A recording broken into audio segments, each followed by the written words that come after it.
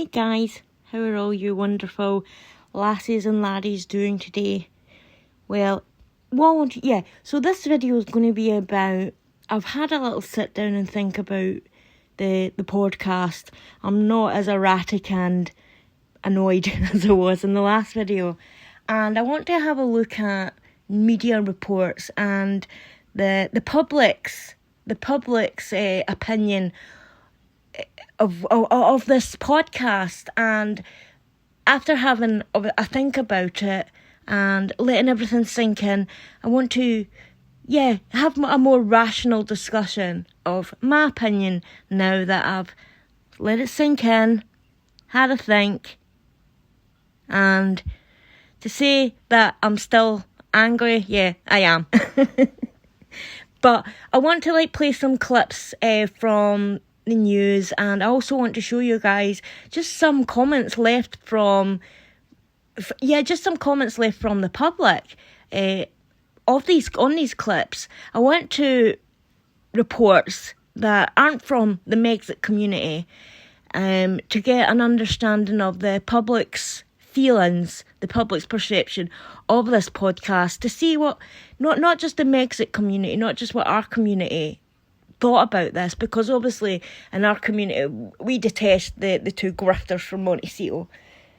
I wanted to get a more outside view. So let's get to the first clip. Right now, let's turn our attention to the really important story of the day. Not really. Meghan. Meghan's got a podcast out, Duchess of Sussex. I think she paid 18 million quid for this podcast, and it's finally come out. Let's talk to Angela Levin, royal biographer, of course, biographer of Prince Harry. And let's be honest, Angela, you and I, we're not Meghan's biggest fans, are we? Well, I try and be fair, but she rubs me the wrong way, because how she behaves is absolutely extraordinary. She does make it hard. She makes it hard for us. I absolutely love this reporter saying that Meghan, she's not her biggest fan. She's not anybody's biggest fan, to be honest. So her and Angela Levin are going to, they're going to give their opinions on this podcast. So let's continue with another clip of some more juicier things that they said. Some clips have been put out of this podcast, and is it archetypes? It's Archie is their son. I love that they want privacy for their children and they name everything after their kid. Is it the Archetypes, the proper pronunciation podcast? It's supposed to be an interview with Serena Williams, but apparently a lot of it's about her. Let's have a little listen to something she has to say about ambition.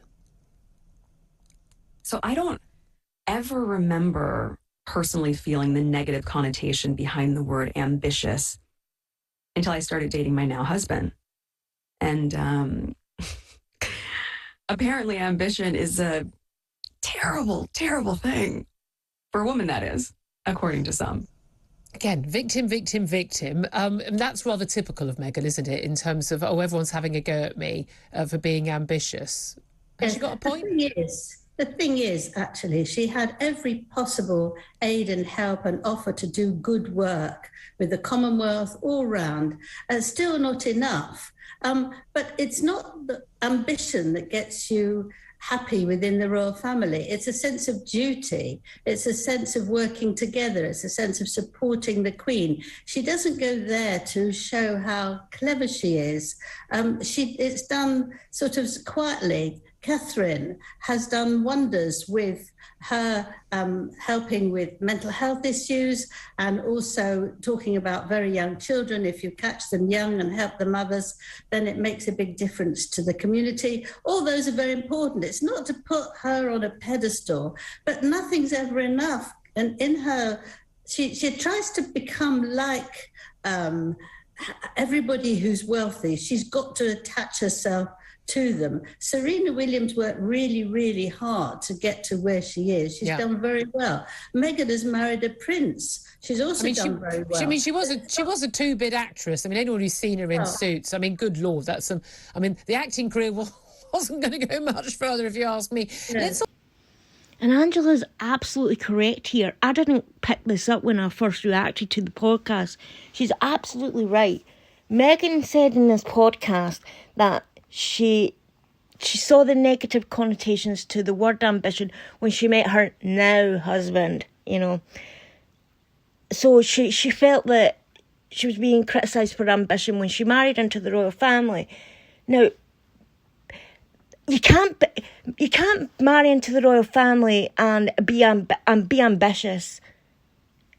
Being in the royal family, it has, to some sense, it does have a little bit of ambition in it, but it's all about service to the people. You don't see the Queen. You don't see the Queen vying for contracts for Netflix or Spotify, or merching her name, merching her title, making money off the backs of the royal family name. Being part of the royal family is about service. It's about service to the public. It's not like Hollywood. It's just not like Hollywood, where you can build a career on building up your name. It's just not. This is about public service. It's about giving. It's if you want to be a member of the royal family, you can't be a ruthless, grafting, ambitious witch. You just can't. And then for her to say that she feels like, she almost put it in a way like the royal family are misogynistic because she is a female, couldn't be ambitious in the royal family. When what? The head of that family is a woman. And that also just really makes me angry. Really makes me angry that she joined the royal family for ambition. And I think we all basically knew this. But to have Meghan confirm it, more or less, in this podcast, that when she joined the royal family, that the term, the fact that she was ambitious was scrutinised.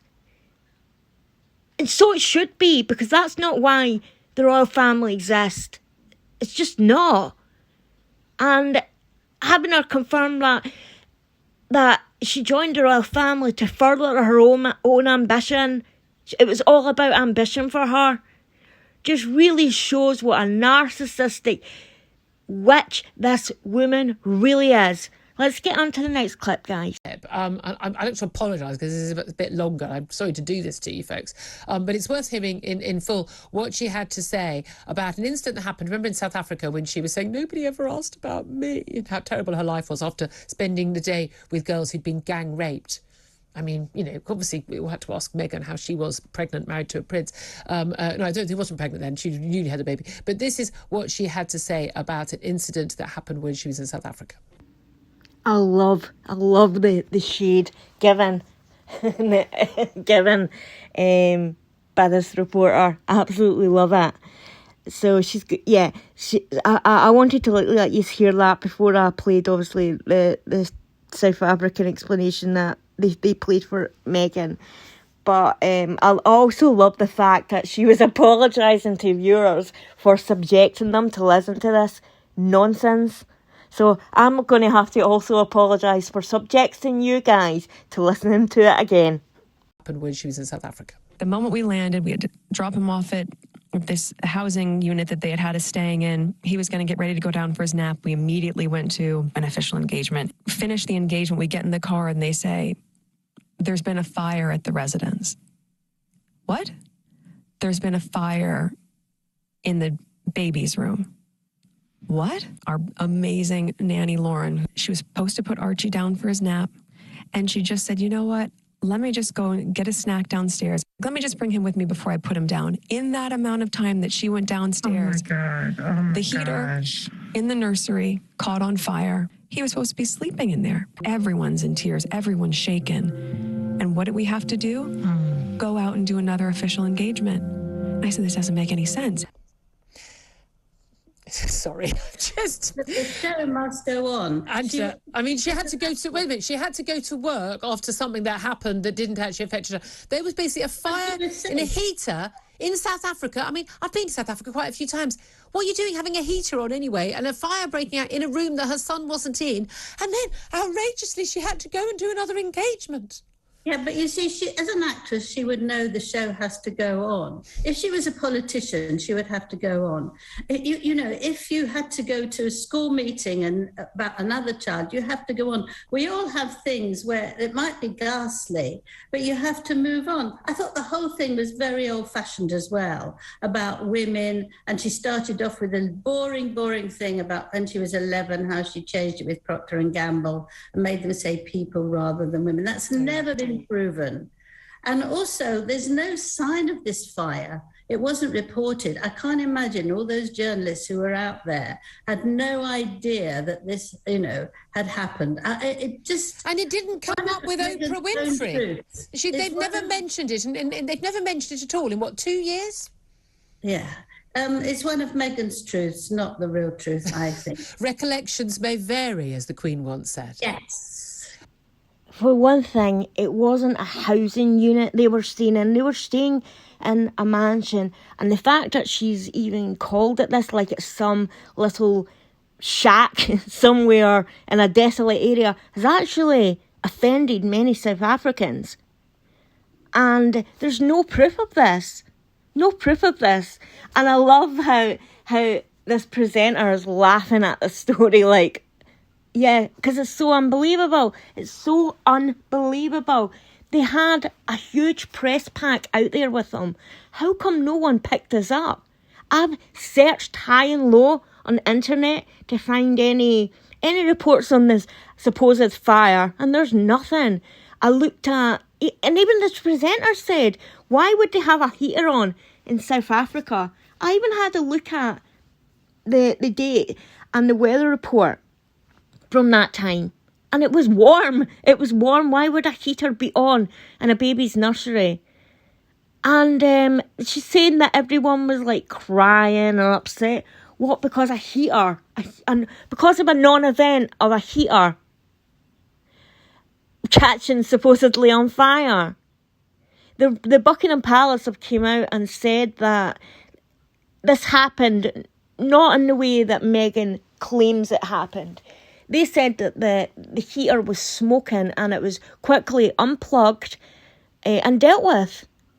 It actually wasn't even there. But yeah, everyone's crying.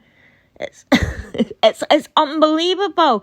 Even these, like, Angela Levin and this presenter are picking up the fact that how come she's never told this story before? She's been on Oprah. I said it in my last video. She's been on Oprah. They were on Dark Shepherd. Me, you can't see. The helping of writing of finding freebies with Plastic Fantastic, Omid Scabies. There's been nothing. Absolutely nothing. It's yeah, and like Angela Evelyn said, it's Meghan's truth. Doesn't necessarily need to be the truth. It's their truth. Like the Queen says, recollections may vary. Also, did you hear the little sad music in the background that Meghan had playing during this sad story of the heater smoking? Like it was some traumatic event. Everybody was crying. Everybody's in floods of tears. Get the tiny violins out, guys. Absolutely unbelievable. And the fact that she would even have someone like Serena Williams on and compare her career to someone like Serena Williams, someone who really has worked hard and works really hard to get to where she is.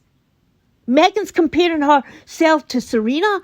Unbelievable. What has Meghan done that? Meghan married into the royal family. Meghan is only infamous now. Meghan literally is who she is now because she married into a royal family. She didn't earn that. She got it through marriage.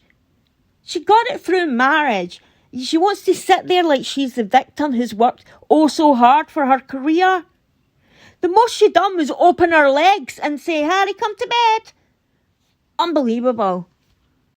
Recollections may vary, as the Queen once said. Yes. The thing about this podcast, I mean, the reality is it's a huge sum of money that she's been paid, same as Netflix paying a fortune for this behind-the-scenes fly-on-the-wall documentary. And frankly, these organisations would like something for their money, please. Yes, it's very tedious. I made myself listen to it. So we didn't have to. But it was also very giggly. It was, oh my gosh, you think, for please, and then she said at the end, she was interviewed, dressed very, very smartly, saying, I wanted to do this so people would see the real me, not through a lens of the media. Well, I think she's come across worse than when she's been through the media, I'm afraid. Damning words from Angela Levin, royal biographer. Thank you very much. It was very clear these two weren't buying what Meghan was peddling. So let's look at another news report. Meghan Markle can join Tony Blair on the list of people I like to call the unflushables. The Z-list actress who married up is back at it with the long-awaited launch of her multi-million-pound podcast, Archetypes. In the first episode, she explains how ambition can be seen as a bad thing for a woman. She was joined by her really, really, really close friend, Serena Williams. So, the podcast was a discussion between a woman who has worked incredibly hard for what she's got, obtained fame and fortune on merit and merit alone, has real things of value to say about women striving for success, and indeed the obstacles they face. And, well, then there's Meghan Markle. Meghan, of course, took the opportunity to have another subtle dig at our royal family, saying that she didn't realise ambition for women was a bad thing until she married Harry. This implies that it's hard to be a woman in the royal family, which I imagine came as a huge shock to our longest ever reigning monarch, Queen Elizabeth II, who is, of course, a woman. Meghan appears to have a mistaken understanding of what the word ambition really means, especially when it comes to the royal family. The ambition is not to launch clothing brands, to engage in brash publicity stunts, or be filmed by Netflix. No, the ambition is about dedicated national service. The Queen has done more for charity than any monarch in history. The Charities Aid Foundation revealed that she's raised more than £1.4 billion for worthy causes. Meanwhile, there are reports that Meghan and Harry's Archewell charity spent more money on legal fees in its first year than it raised for good causes. I think Meghan's probably right to an extent, though, isn't she? Ambition for women can be a bad thing, especially if that ambition happens to be shamelessly using a royal brand to achieve fame and fortune and wanting to be seen as a force for good in the world without actually putting in much of the work needed to be a force for good in the world. For somebody who appears to have despised the royal institution so much, it does seem slightly odd to me that Meghan is so keen to hang on to a Duchess of Sussex title. Now, Patrick Christie is absolutely right on everything he said here. And it goes into what the last few clips had showed you. That Meghan married into the royal family and had dollar signs and ambition at the back of her head, not realising that the royal family isn't about that kind of ambition. They're about it in a different way. The Queen isn't there for Netflix deals, Spotify deals, bloody Apple deals, whatever deals that, or bandwagons that the Harkles have jumped on since they left the royal family. And isn't it kind of also hypocritical that Meghan throws, and Harry continue to throw grenades at our royal family, grenades at the United Kingdom, when everything that they have, everything especially that she has, is thanks to the name that our royal family bestowed upon her. Do you really think that she would be getting Netflix deals? Do you think she would be getting book deals where she managed to write that horrific children's book, Stench? Do you think that she would even... do you think she'd have any of this happening to her if it wasn't for the fact she was a duchess? Hell no! Hell no! What is she? She's a crap actress. She plagiarises everything that she puts out. She wouldn't have she wouldn't know an original idea if it came up and slapped her in her smug face. The royal family isn't there for deals to collect millions and millions and millions of pounds to make money off of the name of the monarchy. They're just not. And the fact that I don't think she's stupid, Meghan Markle. I just think she's a grafting, social climbing, narcissistic witch who saw dollar signs hanging above Harry's head, hanging above that ginger Winger's head, and thought, I can capitalise off of this.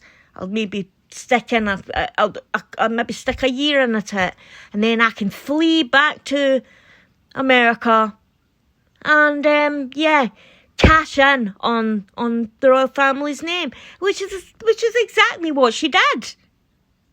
She can't sit there and say that everything that she's got is off her own merit, because there's no chance. She was in her late 30s when she got Suits.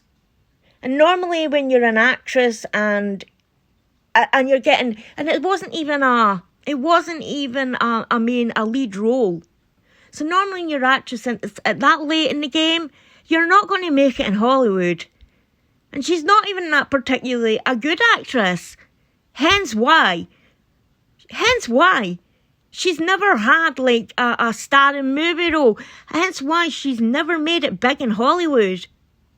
This is the biggest role she's ever played in her life.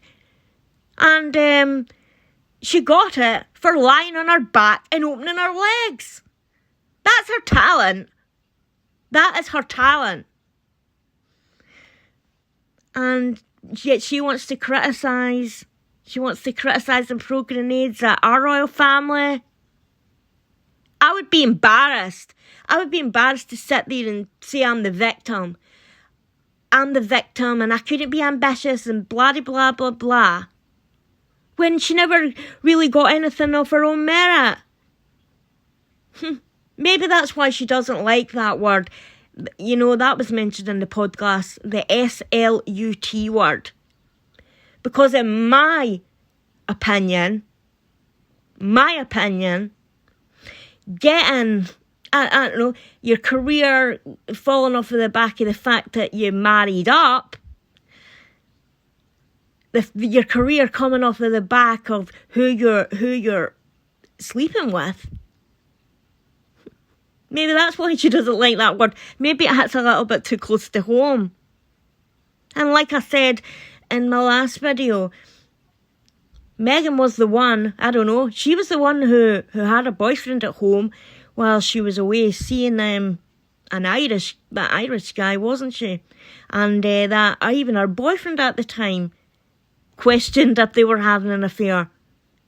Then she also tried to hide the fact that she was living with her boyfriend when she met Harry. Harry was flying into Canada and they were meeting up. Well, he still stayed in that house. So maybe certain words just they hit a little bit too close to home for dear Megsy. She's absolutely unbelievable. But let's get into another clip. To be shamelessly using a royal brand to achieve fame and fortune and wanting to be seen as a force for good in the world without actually putting in much of the work needed to be a force for good in the world. For somebody who appears to have despised the royal institution so much, it does seem slightly odd to me that Meghan is so keen to hang on to a Duchess of Sussex title. In fact, I'm surprised that Meghan actually has any fingernails left, because in my view, she's been desperately clinging on to relevance by using that royal title ever since she found freedom by crying into Oprah's bosom. But I suspect what will hurt the royal family more than any of Meghan's barbed comments is what she's done to Prince Harry. I can't help but feel like she uses Harry as some kind of pathetic trophy to beat the royals with. Look what I've done to your prince. I've turned him against his family, made him move continents, and I've lobotomised him with wokedom. It really is toe curly to see what's happened to Harry. Once this lovable rogue who served this country, now just a simpering, cringeworthy husk of a man, wheeled in like an obedient, slightly slow on the uptake dog to add clout to Meghan's brand. It's clear for all to see. Meghan needed Harry to propel herself to fame and fortune. She used to hide behind him, didn't he? Use her as her rock. But he served his purpose now, hasn't he? He's served his purpose. And now she only wants him to make cameo appearances during interviews and sit there like a good little boy. It's tragic. I sat through a fair bit of Meghan's inane virtue-signalling nonsense, but personally, I'd rather strap weights to my ankles and jump into a vat of acid than subject myself to any more of it. And I felt the exact same while listening to this drivel. I felt exactly the same.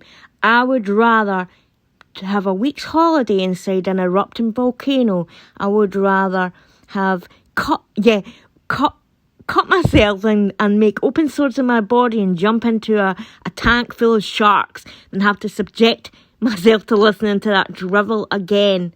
That's how, oh God, yeah. That's how awful it was. And Patrick's actually kind of correct in this. Isn't that kind of weird when Meghan makes her appearances, Harry comes on as some kind of weird cameo clown where he's like juggling in the background or coming in and telling Serena that her hair's a vibe. Like, what? We're just laughing at him now. He looks pathetic. He literally looks pathetic, like some little lost lapdog. And here's like I've been putting up comments from members of the public throughout this to show you, just like to read what they think about this. And to be honest, yeah, no one's buying what the Markles are selling. No one. Alright guys, I'm gonna go now, and I'll be back later. I love y'all so much. Bye.